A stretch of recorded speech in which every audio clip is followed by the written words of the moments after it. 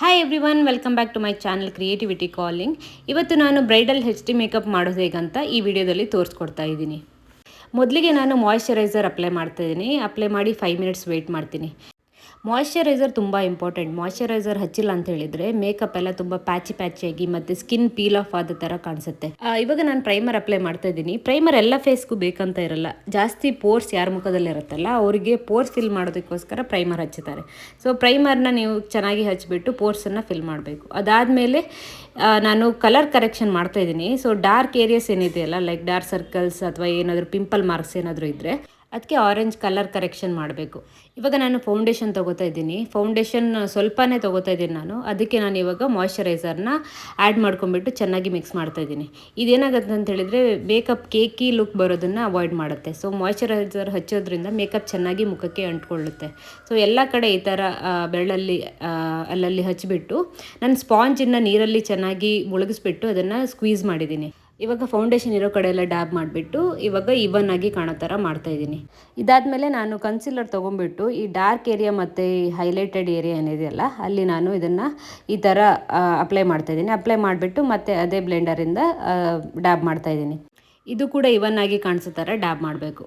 ಅದಾದಮೇಲೆ ನಾನು ಇಲ್ಲಿ ಲೂಸ್ ಪೌಡರ್ನ ಹಾಕ್ತಾಯಿದ್ದೀನಿ. ನೀವು ಲೂಸ್ ಪೌಡರ್ ಬದಲಿಗೆ ಕಾಂಪ್ಯಾಕ್ಟ್ ಸಮೇತ ಹಾಕ್ಬೋದು. ಆಮೇಲೆ ಬ್ರಷ್ನಿಂದ ಚೆನ್ನಾಗಿ ಈ ಥರ ರಬ್ ಮಾಡಬೇಕು. ಎಕ್ಸಸ್ ಏನು ಪೌಡ್ರ್ ಇದೆಯಲ್ಲ ಅದೆಲ್ಲ ಹೋಗಬೇಕು. ಇವಾಗ ನಾನು ಕಾಂಟರಿಂಗ್ ಮಾಡ್ತಿದ್ದೀನಿ. ಕಾಂಟರಿಂಗಿಗೆ ನನ್ನ ಹತ್ರ ಪ್ರಾಪರ್ ಕಾಂಟರ್ ಇಲ್ಲ. ಹಾಗಾಗಿ ನಾನು ಐ ಶ್ಯಾಡೋ ಪ್ಯಾಲೆಟ್ನಿಂದ ಬ್ರೌನ್ ಕಲರ್ ತೊಗೊಂಡ್ಬಿಟ್ಟು ಈ ಥರ ಚೀಕ್ ಬೋನ್ ಮೇಲ್ಗಡೆ ಹಾಗೆ ಕೆಳಗಡೆ ಹಚ್ತಾ ಇದ್ದೀನಿ. ಹಚ್ಚಿ ಆದಮೇಲೆ ಈ ಥರ ಚೆನ್ನಾಗಿ ಬ್ರಷ್ನಿಂದ ಬ್ಲೆಂಡ್ ಮಾಡ್ತಾಯಿದ್ದೀನಿ. ಅದು ನಿಮಗೆ ಲೈನ್ ಥರ ಕಾಣಿಸ್ಬಾರ್ದು, ನೀವು ಆ ಥರ ಬ್ಲೆಂಡ್ ಮಾಡಬೇಕು. ನೀವು ಬ್ಲೆಂಡಿಂಗ್ ತುಂಬ ಚೆನ್ನಾಗಿ ಮಾಡಬೇಕು. ಇನ್ ಕೇಸ್ ಚಿಕ್ಕ ಬ್ರಷ್ನಲ್ಲಿ ಆಗಿಲ್ಲ ಅಂದರೆ ದೊಡ್ಡ ಬ್ರಷ್ ತೊಗೊಂಡ್ಬಿಟ್ಟು ಚೆನ್ನಾಗಿ ಬ್ಲೆಂಡ್ ಮಾಡ್ಕೋಬೇಕು. ಇವಾಗ ನಾನು ಜಾ ಲೈನ್ ಪರ್ಫೆಕ್ಟಾಗಿ ಕಾಣಿಸೋದಕ್ಕೆ ಅದೇ ಬ್ರೌನ್ ಕಲರ್ ಐ ಶ್ಯಾಡೋ ಪ್ಯಾಲೆಟ್ನಿಂದ ತೊಗೊಂಡ್ಬಿಟ್ಟು ಜಾ ಲೈನ್ ಕೆಳಗಡೆ ಈ ಥರ ಹಚ್ತಾ ಇದ್ದೀನಿ. ಹಚ್ಚಿಬಿಟ್ಟು ಅದನ್ನು ಚೆನ್ನಾಗಿ ಬ್ಲೆಂಡ್ ಮಾಡ್ತಾಯಿದ್ದೀನಿ. ಹಾಗೆ ಫೋರ್ಹೆಡ್ ಮೇಲ್ಗಡೆ ಸಮೇತ ಇದು ಹಚ್ತಾ ಇದ್ದೀನಿ. ಅದಾದಮೇಲೆ ನೋಸ್ ಕಾಂಟರಿಂಗ್ ಮಾಡ್ತಾಯಿದ್ದೀನಿ.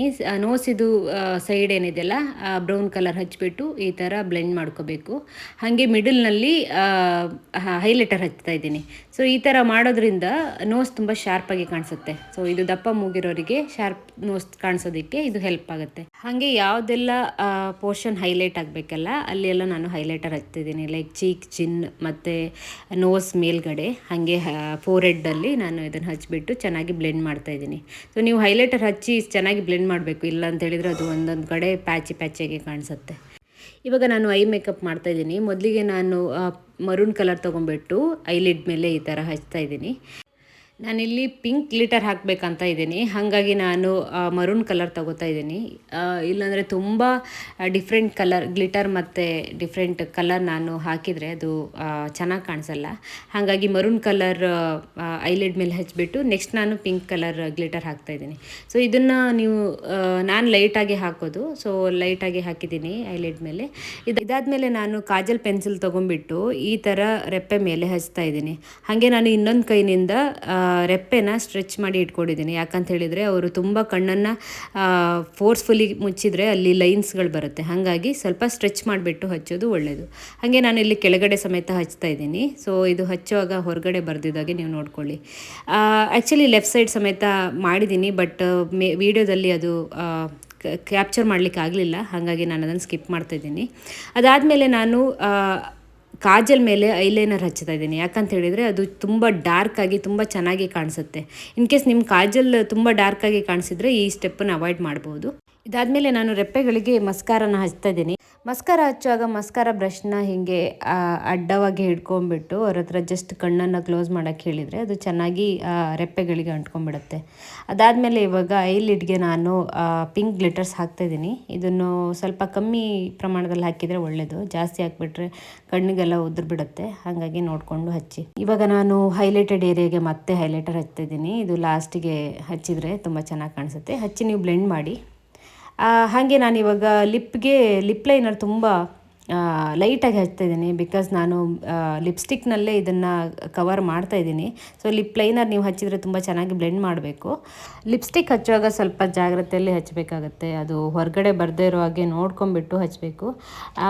ಬಾಯಿನ ಓಪನ್ ಮಾಡಿಬಿಟ್ಟು ಹಚ್ಚೋದು ಸ್ವಲ್ಪ ಒಳ್ಳೆಯದು. ಇಲ್ಲ ಅಂತ ಹೇಳಿದರೆ ಎಡ್ಜಲ್ಲಿ ಹಾಗೆ ಕವರ್ ಆಗಲ್ಲ. ಸೊ ಹಾಗಾಗಿ ನೀವು ಅವ್ರ ಹತ್ರ ಬಾಯಿನ ಓಪನ್ ಆಗಿ ಇಟ್ಕೊಂಡ್ಬಿಟ್ಟು ನೀವು ಹಚ್ಚಬೇಕು. ಇವಾಗ ಮೇಕಪ್ ಎಲ್ಲ ರೆಡಿ ಆಯಿತು. ಇವಾಗ ನಾನು ಲಾಸ್ಟಿಗೆ ಮೇಕಪ್ ಫಿಕ್ಸರ್ ಹಾಕ್ತಿದ್ದೀನಿ. ಅದು ಮೇಕಪ್ ಫಿಕ್ಸರ್ ಹಾಕೋದ್ರಿಂದ ತುಂಬ ಟೈಮು ಮೇಕಪ್ ಸ್ಟೇ ಆಗುತ್ತೆ. ಬರೀ ಮುಖಕ್ಕೆ ಮಾತ್ರ ಮೇಕಪ್ ಮಾಡಿದರೆ ಚೆನ್ನಾಗಿ ಕಾಣಿಸಲ್ಲ ಅಂಥೇಳಿ ಹೇರ್ ಸ್ಟೈಲ್ ಏನಾದರೂ ಮಾಡೋಣ ಅಂಥೇಳಿ ಇವರಿಗೆ ಬನ್ ಹಾಕ್ತಾಯಿದ್ದೀನಿ. ಇವ್ರ ಹೇರ್ ತುಂಬ ಲಾಂಗ್ ಇರೋದ್ರಿಂದ ಇದು ಸ್ವಲ್ಪ ಕಷ್ಟನೇ. ಸೊ ಹಾಗಾಗಿ ಎಲ್ಲ ಕಡೆ ಇದನ್ನು ಸುತ್ತ ಆದಮೇಲೆ ನಾನು ಯು ಪಿನಿಂದ ಅದನ್ನು ಲಾಕ್ ಮಾಡ್ತಾಯಿದ್ದೀನಿ. ನೀವು ಈ ಬನ್ನನ್ನು ಯಾವ ಥರ ಹಾಕ್ಬೇಕಂತ ಹೇಳಿದರೆ ಕೂದಲು ಬಿಚ್ಚಿ ಹೋಗಬಾರ್ದು, ಹಾಗೆ ಇದು ಬಲ್ಜೌಟ್ ಕೂಡ ಆಗಬಾರ್ದು. ಆ ಥರ ಫೋಲ್ಡ್ ಮಾಡುವಾಗ ತುಂಬ ಚೆನ್ನಾಗಿ ಮಾಡಬೇಕು. ಅದಾದಮೇಲೆ ಫಸ್ಟ್ ಫೋಲ್ಡ್ ಏನಿದೆಯಲ್ಲ ಅದರ ಸುತ್ತ ಒಂದು ಏನಾದರೂ ಫ್ಲವರ್ ಇದ್ದರೆ ಅದನ್ನು ಈ ಥರ ಹಾಕಿದರೆ ತುಂಬ ಚೆನ್ನಾಗಿ ಕಾಣಿಸುತ್ತೆ. ಇದು ಆಫ್ಟರ್ ಮೇಕಪ್ ಲುಕ್ ಈ ಥರ ಕಾಣಿಸ್ತಾ ಇದ್ದಾರೆ. ನಿಮಗೆ ನಾನು ಮಾಡಿರೋ ಮೇಕಪ್ ಇಷ್ಟ ಆಯಿತು ಅಂತ ಅನ್ಕೋತಾ ಇದ್ದೀನಿ. ಹಾಗೆ do subscribe my channel for more such content and comment ಸೆಕ್ಷನಲ್ಲಿ ತಿಳಿಸಿ ಹೆಂಗಾಗಿದೆ ಮೇಕಪ್ ಅಂತ. ಹಾಗೆ ವಿಡಿಯೋನ ಶೇರ್ ಮಾಡಿ, ಲೈಕ್ ಮಾಡಿ. ಮತ್ತು ಈ ಮೇಕಪ್ ಮಾಡುವಾಗ ವಿಡಿಯೋ ಕ್ಲಾರಿಟಿ ಹಾಗೂ ಆ ವಿಡಿಯೋ ಮಾಡಿರೋ ಆ್ಯಂಗಲ್ ಸರಿ ಇಲ್ಲ ಅಂತ ನನಗೆ ಗೊತ್ತಿದೆ. ಇದು ಮಾಡಿರೋದು ಸೆಕೆಂಡ್ ಸ್ಟ್ಯಾಂಡರ್ಡ್ ಹುಡುಗ. ನೆಕ್ಸ್ಟ್ ಟೈಮ್ ನೋಡ್ಕೊಂಡು ಮಾಡ್ತೀನಿ. Thank you.